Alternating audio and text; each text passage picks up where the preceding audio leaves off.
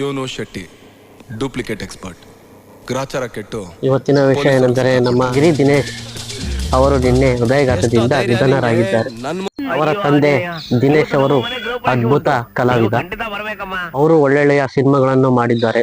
ಗಿರಿ Dinesh challenging star Darshan ಅವರೊಡನೆ ನವಗ್ರಹ ಎಂಬ ಚಿತ್ರ ನಟಿಸಿದರು. ದರ್ಶನಿಗೂ ಒಳ್ಳೆಯ ಸ್ನೇಹಿತ. ನವಗ್ರಹ ಚಿತ್ರದ ಶೆಟ್ಟಿ ಎಂಬ ಪಾತ್ರ ಅದರಲ್ಲಿ. ನಮಗೆ ಅವರಿಗೆ ದಿನೇಶ್ ಅನ್ನೋದೇ, ನಾವು ಅವ್ರು ಬಂದ್ರೆ ದಿನೇಶ್ ಅಂತ ಅಂದ್ಕೊಳ್ತಿದ್ದಿಲ್ಲ, ಶೆಟ್ಟಿ ಅಂತ ನಾವು ಅಂದ್ಕೊಳ್ತೀವಿ. ಆ ತರ ಪಾತ್ರ ರೀಚ್ ಆಗ್ಬಿಟ್ಟಿತ್ತು.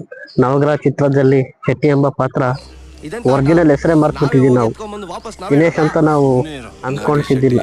ಯಾವ್ದಾದ್ರು ಸಿನಿಮಾ ಬಂದ್ರೆ ಶೆಟ್ಟಿ ಶೆಟ್ಟಿ ಅಂತಿದ್ವಿ. ಗಿರಿ ದಿನೇಶ್ ಅವರು ಇನ್ನ ಇರಬೇಕಾಗಿತ್ತು.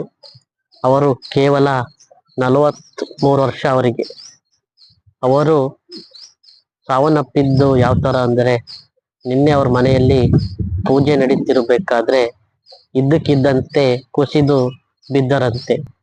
ತಕ್ಷಣ ಅವರ ಫ್ಯಾಮಿಲಿ ಅಷ್ಟು ಆಸ್ಪತ್ರೆಗೆ ಕರ್ಕೊಂಡು ಹೋಗ್ಬೇಕಾದ್ರೆ ದಾರಿಯಲ್ಲೇ ನಿಧನರಾದರು.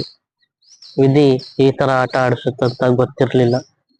ಇನ್ನ ಇದ್ದಿದ್ರೆ ಒಳ್ಳೊಳ್ಳೆ ಸಿನಿಮಾಗಳನ್ನು ನಮಗೆ ಕೊಟ್ಟು ನಗಿಸ್ಬೋದಾಗಿತ್ತು. ಅವರಿಗೆ ದೇವರು ಅವರ ಆತ್ಮಕ್ಕೆ ಶಾಂತಿ ಕೊಡಲಿ ಎಂದು ನಾವೆಲ್ಲರೂ ಬೇಡಿಕೊಳ್ಳೋಣ.